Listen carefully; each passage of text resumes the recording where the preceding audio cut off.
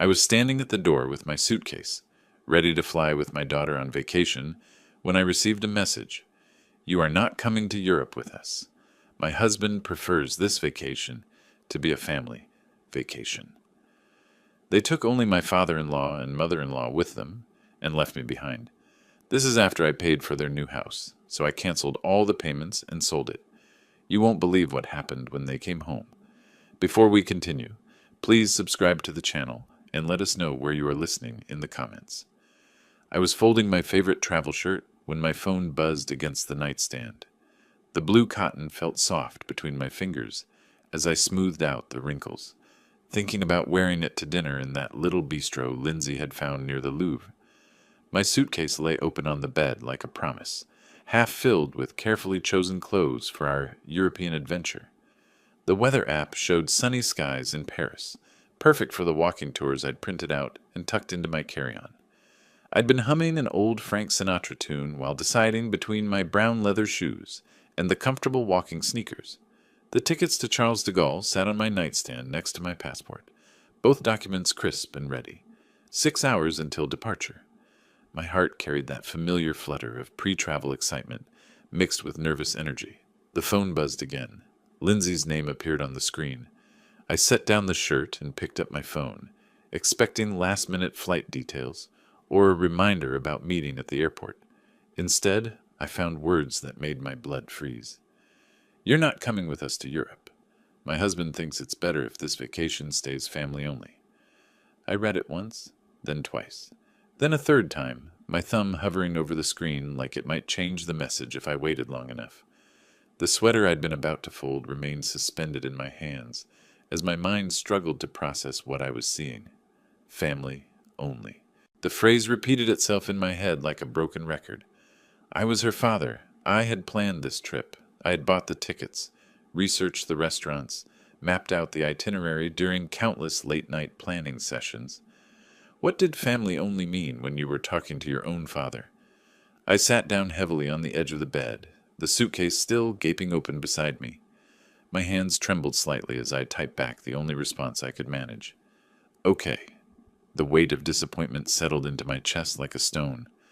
I looked around my bedroom, seeing everything I'd prepared for a trip that would never happen.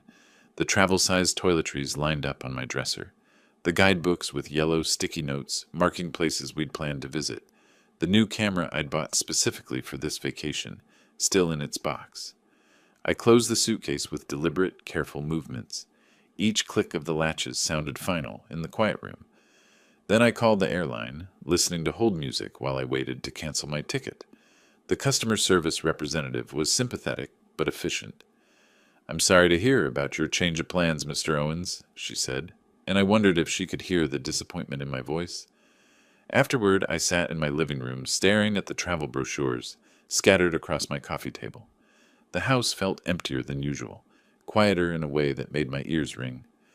Outside, Mrs. Peterson's dog barked at something in the distance, the sound sharp and insistent in the suburban stillness.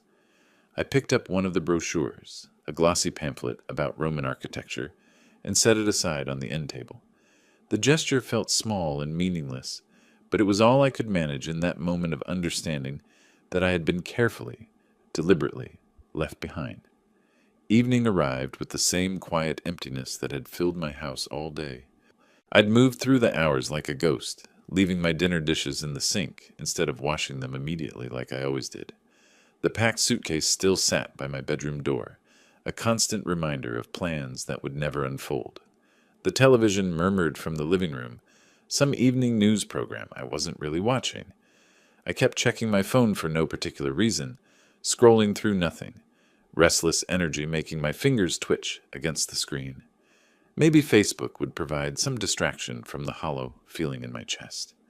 I scrolled past Mrs. Johnson's cat photos, recipe shares from my book club, political posts I didn't want to read. The familiar blue glow of the screen was oddly comforting in the growing darkness of my living room. Then I saw it. Todd's parents standing in front of the Eiffel Tower, both of them grinning at the camera with that satisfied look of tourists who'd found the perfect photo opportunity. The caption read, "Beginning of the best family vacation ever." The timestamp showed it was posted 2 hours ago. My thumb froze above the screen. Maybe they'd taken a separate trip. Maybe this was an old photo they'd just decided to share. My heart began beating faster as I clicked on the profile to see more photos. There it was. Same location, same time, but this photo included 4 people. Todd's parents, Todd and Lindsay, all of them clustered together in front of a Parisian cafe, wine glasses on the table behind them. Lindsay's caption made my stomach drop. So grateful for family time in the city of light. I counted the faces in the photo with trembling fingers. 1, 2, 3, 4. The word family burned in my mind like a brand. I set the phone down on the coffee table, its screen still glowing with their happy faces. I stood up and paced to the kitchen window, looking out at my neighbor's house where warm lights spilled from the windows, families together for the evening. The betrayal hit me in waves, each one stronger than the last. I picked up the phone again, hoping I'd misunderstood somehow, hoping the photos would tell a different story. But they were still there, timestamps still fresh, their smiles still bright and carefree. The 4 of them together in the city I'd dreamed of visiting, spending the vacation I'd planned, using the itinerary I'd researched. I walked back to the kitchen window and saw my own reflection staring back at me, ghostly and hollow-eyed. Behind my reflection, the phone screen showed their group photo, their happiness overlaid with my solitary image in the glass. The contrast was stark and painful, a visual reminder of exactly where I stood in their definition of family. I'd barely slept, tossing and turning while images of their vacation photos played behind my closed eyelids. Morning came with gray light filtering through my bedroom curtains, and I knew I needed answers. I couldn't let this stand without understanding why. My coffee mug shook slightly in my hands as I sat at the kitchen table, rehearsing what I would say to Lindsay. The time difference meant it was afternoon in Paris, perfect for a call. I took a deep breath and dialed her number, listening to the expensive-sounding international ringtone. 3 rings, 4 rings, then her voice, bright and cheerful. "Hi, Dad." I could hear background noise, Todd's voice, street sounds, the bustling atmosphere of a European city. "I need to understand something," I said without preamble. "What's that?" She sounded distracted, probably looking at some monument or shop window. "I saw the photos on Facebook. Todd's parents are there with you." There was a pause, a long one. Then her voice changed, becoming defensive. "Dad, we can explain—" "You said it was family only. What am I then?" Her tone shifted colder now. "Look, Todd said you can be overwhelming. He didn't want his vacation ruined." The word overwhelming hit me like a physical blow. Ruined? I planned this trip. I bought the tickets. And Todd's parents paid for their own. They don't expect us to take care of them constantly. Constantly. The word hung in the air between us like an accusation. "I supported you both when—" "That was your choice," she interrupted. "We never asked for a guilt trip." I could hear Todd laughing in the background about something else entirely, his voice carefree and oblivious to our conversation. The sound made my jaw clench. "Honestly, Dad," Lindsay continued, her voice hardening with each word, "Todd was right. You're too needy." The phone felt heavy in my hand. "I understand." "Good. We'll talk when we get back." "Understood." I hung up without saying goodbye. I set the phone down with deliberate care, the word needy echoing in my mind like a curse. I walked to my office, drawn by some instinct I couldn't name. The walls were covered with family photos. Me teaching Lindsay to ride a bike, her graduation from college, her wedding day where I'd walked her down the aisle with tears of pride in my eyes. My hands slowly clenched into fists as I stared at these images of a relationship I'd apparently misunderstood completely. In one photo, I was holding baby Lindsay, both of us smiling at the camera. My reflection in the glass showed an older man, harder now, with something cold growing behind his eyes. I reached out and straightened the photo frame with careful, precise movements. The small action felt significant somehow, like I was adjusting more than just a crooked picture. I remained in my office after the call, surrounded by the evidence of what I'd thought was love, but was apparently just usefulness. Each photo on the wall told a story I was only now beginning to understand properly. The wedding photo where I walked Lindsay down the aisle.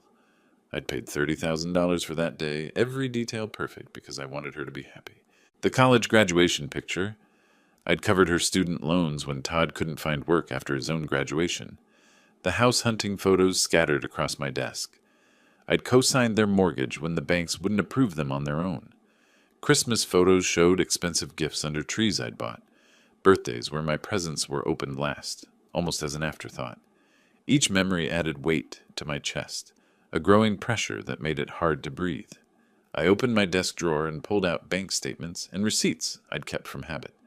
The down payment for their house, $80,000 from my retirement fund, money I'd saved for my own future, car payments I'd taken over when Todd lost his first job, credit card bills I'd paid when they couldn't make ends meet, the vacation fund I'd been building for years, money that had bought their tickets to Europe. But it wasn't just the money. I remembered canceled plans, sacrifices I'd made that went deeper than dollars.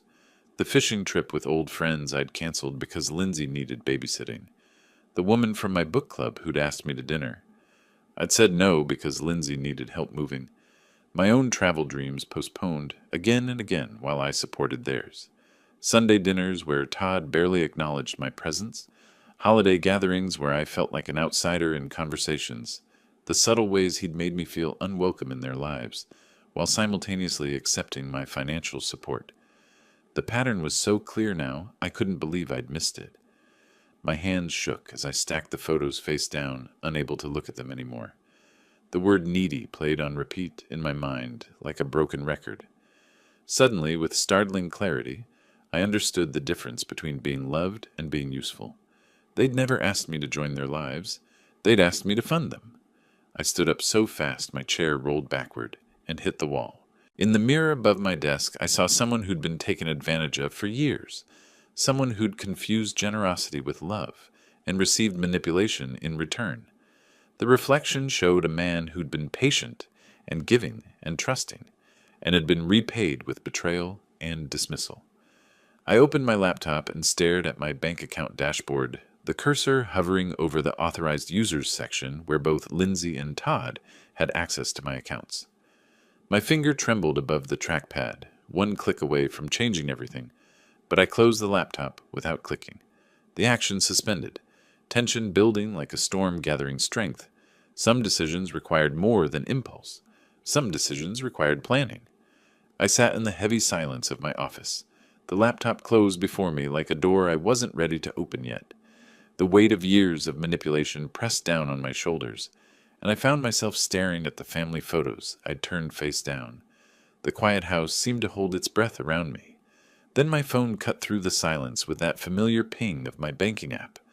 I almost ignored it, expecting another routine spam notification about credit monitoring or promotional offers. But something made me pick it up, maybe just the need for any distraction from the dark thoughts circling in my mind. The screen showed account alert transaction processed. I opened the banking app with my fingerprint, half expecting to see my monthly utility bill or grocery store charge. Instead, the transaction details loaded like a punch to the gut. 7:45 Laos, Le Bernardin Restaurant, Paris, France. The timestamp showed 2 hours ago, right around their lunchtime in Paris. My mind connected the dots with painful clarity.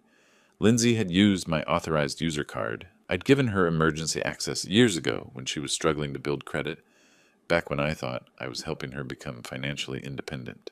The irony burned in my chest. They'd excluded me from their family vacation, but were using my money to pay for their fancy Parisian meals. I scrolled through recent transactions with growing disbelief. Hotel charges, shopping boutiques, tourist attractions, all on my card. All while Todd's parents supposedly paid their own way and didn't expect us to take care of them constantly. I stood up, pacing around my office with the phone clutched in my hand. Every family photo on the wall looked different now, like evidence in a case I was finally beginning to understand. The phrase, "This is my chance," formed in my mind, clear and certain. I opened the card management section of the app, navigating to authorized users. Lindsay's name sat there in black digital letters, representing years of financial access I'd granted out of love and received manipulation in return. Another notification pinged on my screen. 85 Bon Jours at Boutique Chic, Paris. She was shopping while I sat alone in my house, processing their betrayal. That decided it for me. My finger hovered over the Remove User button for just a moment.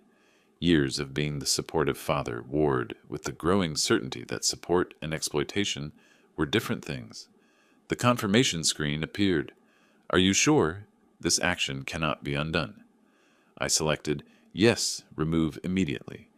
The screen confirmed. Authorized user access revoked. I felt my first taste of real control in years, a sensation both foreign and satisfying. I set the phone down on my desk with deliberate care, looking at my reflection in the dark computer screen. For the first time in days, a small smile crossed my face. I walked to my kitchen to make coffee, my movements more purposeful than they'd been since receiving that first devastating text. The coffee maker gurgled to life, and through my window I could hear my neighbor's lawnmower starting up. Ordinary life continuing while my quiet revolution began. The next morning found me at my kitchen table, actually enjoying my coffee for the first time in days. The morning paper lay spread before me, and I was reading about local high school graduations when my phone rang with aggressive persistence. The international number was one I recognized, and I checked the time. 9 a.m. here, which meant 4 p.m. in Paris. I let it ring twice before answering, no longer eager to please or worried about missing their call. Good morning to you too, Lindsay, I said, hearing her sharp intake of breath on the other end. Dad, what did you do to the card? Her voice was immediately demanding. No pleasantries or concern for how I was doing. I removed your access to my account. Don't give me that. I tried to pay for lunch, and it was declined. In front of Todd's parents. The shrillness in her voice could have cut glass. The waiter had to come back 3 times. It was humiliating. That must have been embarrassing, I replied, taking another sip of my coffee. Embarrassing? It was mortifying. You can't do that. I need that card. For what? I thought you didn't need me taking care of you constantly. That's completely different. Her voice was getting higher with each word. Is it? There was a pause, and I could hear muffled conversation in the background, before she came back with venom in her voice. You fix this right now, or there will be consequences. What kind of consequences? Todd and I have been talking. When we get back, we're looking into care facilities. My coffee cup paused halfway to my lips. Care facilities? You're getting older, Dad. You obviously can't handle your finances responsibly. The cruelty in her tone was breathtaking. We'll sell your house to pay for it. You don't need all that space anyway. I heard Todd's voice in the background. Tell him it's for his own good. Todd says it's for your own good. I sat in long silence, processing these threats. They wanted to institutionalize me and sell my home because I'd stopped funding their vacation spending. The audacity was staggering. Dad, are you listening? Restore my card access. I heard every word. Good, so you'll fix it? No. What do you mean, no? I mean no. Enjoy the rest of your family vacation. Dad, don't you dare. I hung up and set the phone face down on the table. My hands were steady as I took a long sip of coffee, looking out my kitchen window at my well-maintained yard, this house I'd lived in for 30 years, paid off in full, with my name alone on the deed, the house they thought they could sell to warehouse me somewhere convenient. I stood up with new purpose, leaving my coffee unfinished, and walked toward my home office with determined steps. There was work to be done. I pulled my house deed from the filing cabinet, spreading it across my desk like a battle plan. But it wasn't my own deed I was studying. It was the second property document, the one for Lindsay and Todd's house on Maple Street. My name alone on the title, just as it had been since I bought it for them. I remembered the conversation 2 years ago. Just for the mortgage approval, sweetie. We'll transfer it to our names once everything's settled. They'd been too busy with their lives to handle the paperwork, always promising to get around to it next month, next season, next year. I found Marcus Chen's business card in my desk drawer. He'd sold me both properties, a trustworthy man who understood discretion. I grabbed my keys and headed for the door. The drive to his office took me through familiar Davenport streets. Mrs. Patterson waved from her garden as I backed out of my driveway, her friendly gesture a reminder of the ordinary morning this appeared to be. 20 minutes later, I parked at Chen Real Estate, housed in a converted Victorian that Marcus had restored with obvious care. Marcus looked up from his computer as I entered, surprise and pleasure crossing his features. Gary, Good to see you. How's retirement treating you? I need to sell the Maple Street property, quickly. He paused, his experienced eyes reading something in my expression. The house you bought for Lindsay, is everything all right? Everything's fine. I just need it sold. What's the market like? Marcus turned to his computer, pulling up comparable sales with professional efficiency. Market's hot right now. Properties like that, in that neighborhood, 180,000, maybe 90,000. The number hit me with satisfaction. I'd paid $130,000 2 years ago. How quickly are we talking? Marcus asked. As soon as possible. Price it to move. He pulled out listing paperwork, property inspection schedules, his movements practiced and reassuring. We'll need photos, maybe some staging. I can have my team there tomorrow. The house is currently occupied. Oh, will Lindsay be handling the showings? Lindsay's in Europe. I have keys. Marcus looked slightly confused, but professionally accepting. We discussed listing price, commission, closing timelines. I signed the listing agreement, my signature firm and decisive. I'll start marketing immediately, Marcus said. In this market, we could have offers within days. We shook hands, and I appreciated his professionalism, the way he asked no unnecessary questions. Walking back to my car, I felt lighter than I had in days. The classical music from my radio filled the silence as I drove slowly through downtown Davenport, seeing my hometown with new eyes. At a red light, a young family crossed the crosswalk, father carrying a toddler, mother pushing a stroller. I remembered when Lindsay was that age, before everything became about money and manipulation and what I could provide rather than who I was. I pulled into my driveway and sat for a moment, looking at my mailbox with Owens painted on it in faded letters. The name felt different now, like it meant something again. I walked up my front steps, keys jingling in my hand, a sound that promised more changes were coming. Inside my house, I opened my laptop to find an email notification from the real estate listing service. Property listed successfully appeared on the screen, and I felt a surge of satisfaction seeing those words. But there was more work to be done. I opened a new browser tab and searched Moving Services Davenport, Iowa. Large corporate companies filled the first results, but I scrolled past them, looking for something personal and reliable. I found Dave's Honest Moving, a small operation with good reviews, family-owned for 15 years, the kind of business where you talk to the owner, not a call center. I dialed the number, hoping for exactly that. Dave's Moving. This is Dave. The voice was deep, straightforward, no corporate script. I need help moving some belongings tomorrow. It's a time-sensitive situation. What kind of timeline are we talking about? Tomorrow morning, if possible. It's a full house worth of items. Where are we moving from and to? Dave asked. I gave him Lindsay's address, explaining that everything needed to go to storage. Storage unit lined up? He asked, and I realized I needed to arrange that too. I can recommend Secure Storage on Brady Street, Dave continued. Work with them all the time. Want their number? Within minutes, I had Janet from Secure Storage on a three-way call, discussing logistics.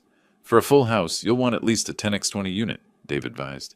First month paid in advance. That's $120, Janet added. I'll take it. Could someone meet us there tomorrow? Back on the phone with Dave, we finalized the details. My truck and two guys, we can start at 8 a.m. What's the address again? I provided Lindsay's Maple Street address, adding, The residents are out of town. I'd prefer to have everything done before they return. Understood. Family situation? Dave's tone suggested he'd navigated these waters before. Something like that. Been there myself. Will be efficient and respectful. After ending the calls and paying for storage online, I made myself dinner with an appetite I hadn't felt in days.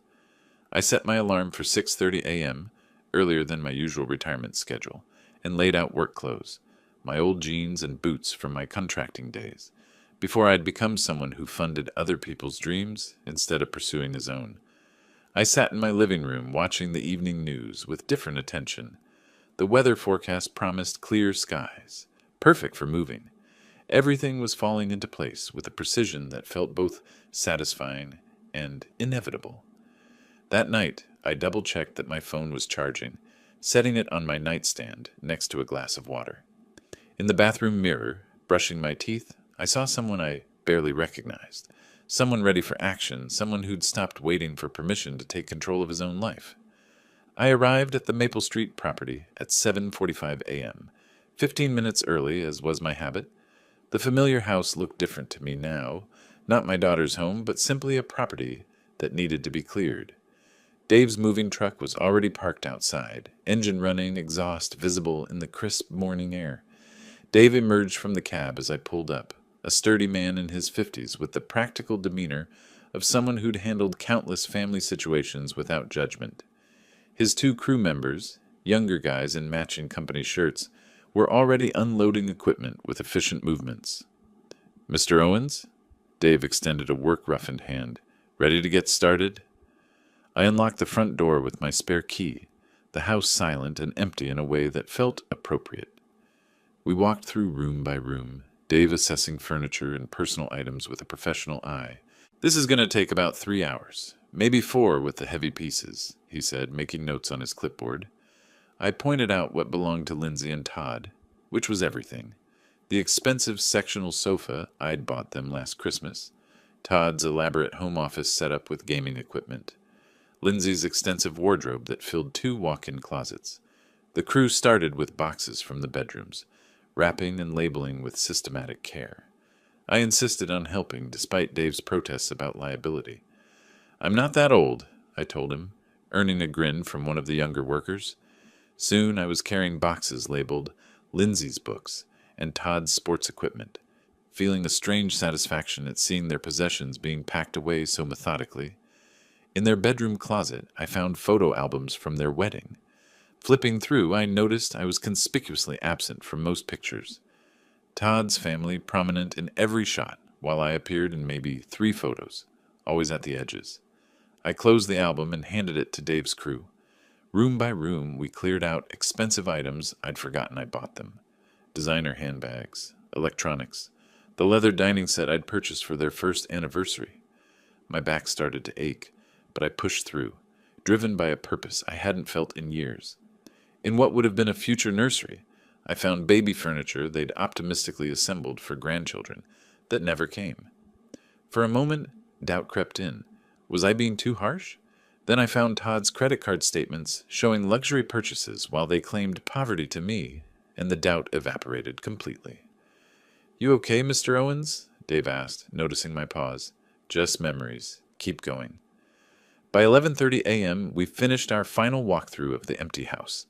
Rooms echoed differently now, afternoon sunlight streaming through bare windows onto vacant floors. I locked up and pocketed the keys, following the moving truck to secure storage, where I watched their belongings disappear into Unit 47B.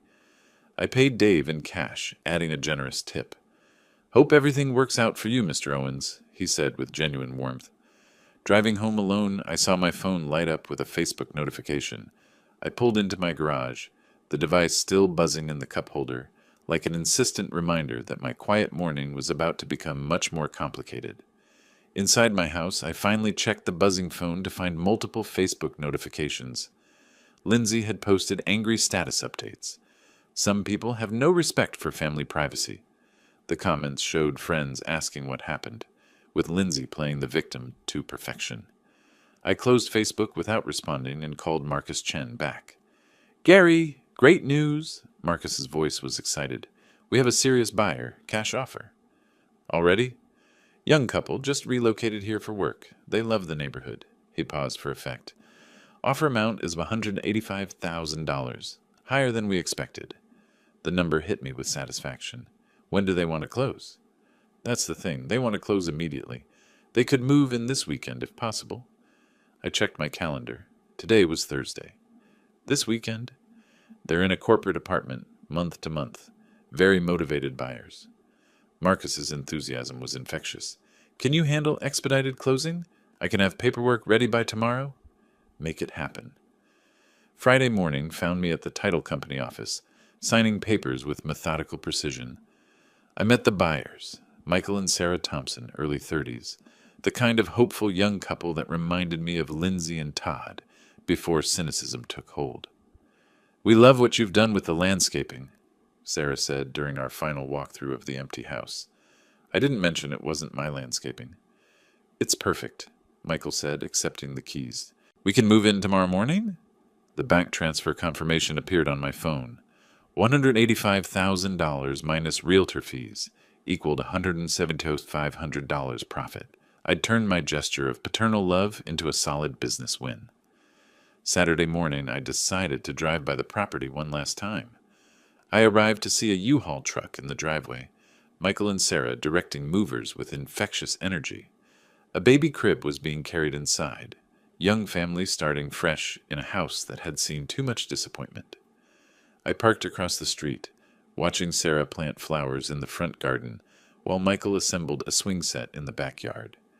My phone rang with an international number, and I answered just as a taxi pulled up to the house.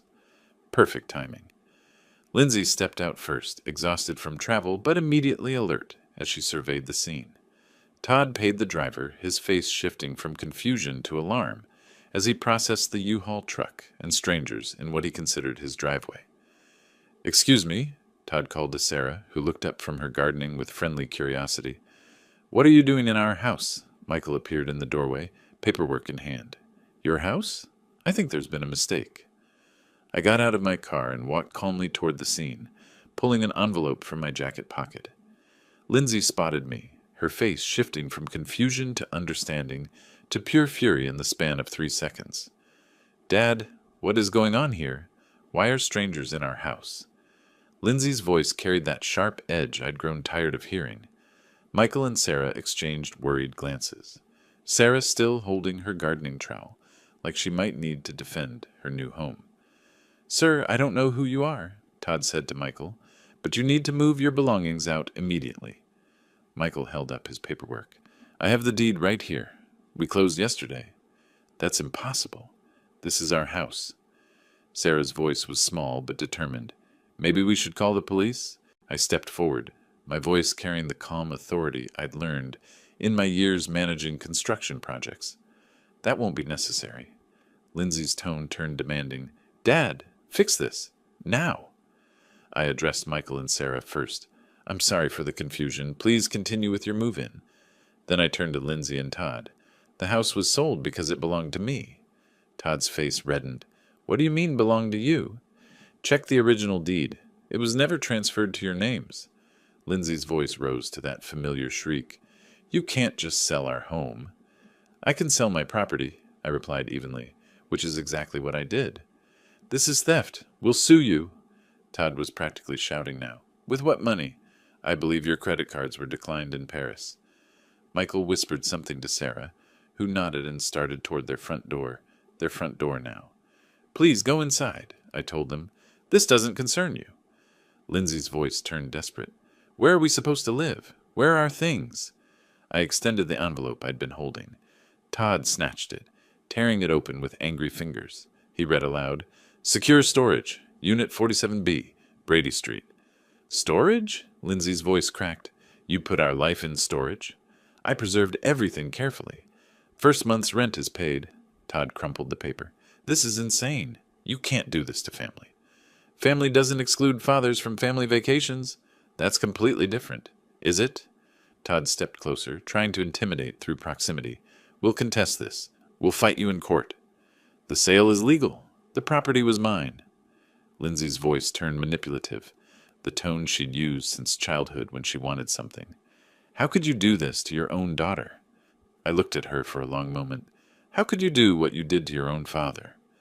Sarah emerged from the house, concern evident in her voice. "Is everything all right?" "Everything's fine," I said to her. "Enjoy your new home." Lindsay and Todd stood on the sidewalk, their European luggage still in hand, looking like tourists who'd taken a wrong turn into someone else's life. I walked back to my car with measured steps, my work boots solid on the pavement. "This isn't over," Todd shouted behind me. I got into my car and started the engine, classical music resuming where it had left off. "Yes, it is." 3 months later, I was reading the morning paper when my doorbell rang. A process server handed me legal documents, Lindsay and Todd's lawsuit. I signed for them without surprise. By afternoon, I was reviewing the court's decision in my kitchen. Lawsuit dismissed. Property owner had legal right to sell his own property. The judge had been thorough and unsympathetic to their claims. Todd and Lindsay were responsible for their own attorney fees. My lawyer called within an hour. Clean victory, Gary. They have no grounds for appeal. The local newspaper ran a small article. Family property dispute resolved. I filed everything in my new folder, labeled Legal Victory, and moved on with my day. The town's gossip network had been buzzing for months. At the coffee shop, I overheard conversations. I always thought that son-in-law seemed entitled. Others said, Gary Owens worked hard his whole life. He deserved better. Some disapproving voices murmured, families should stick together. But I'd learned to let others' opinions roll off me like water. Running into Marcus Chen at the hardware store, he asked, How are you doing with everything? Better than I expected. That afternoon, I visited the pet store I'd noticed months ago.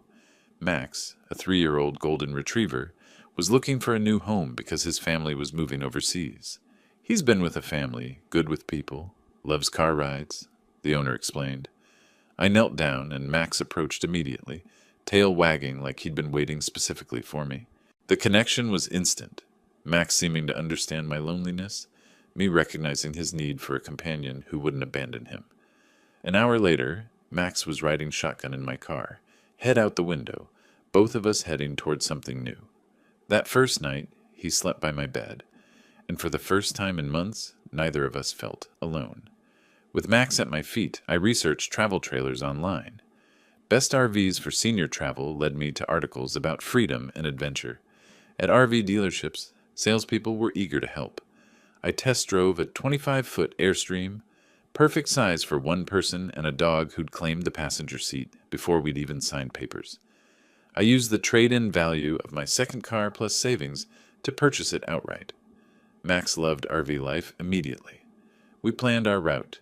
National parks, small towns, places I'd always wanted to see but had postponed for family obligations.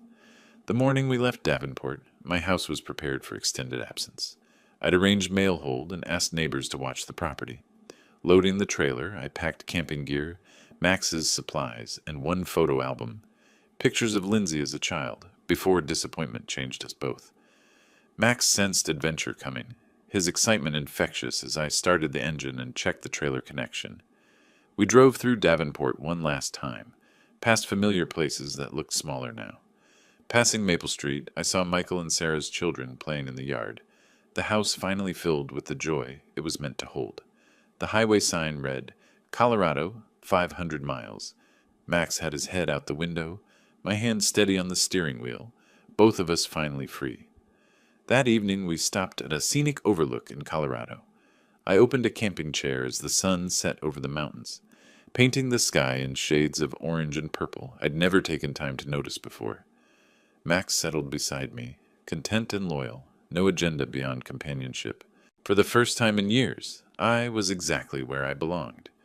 If you like this story, please like this video, subscribe to the channel, and share your impressions of this story in the comments. To listen to the next story, click on the box on the left. Thank you for watching.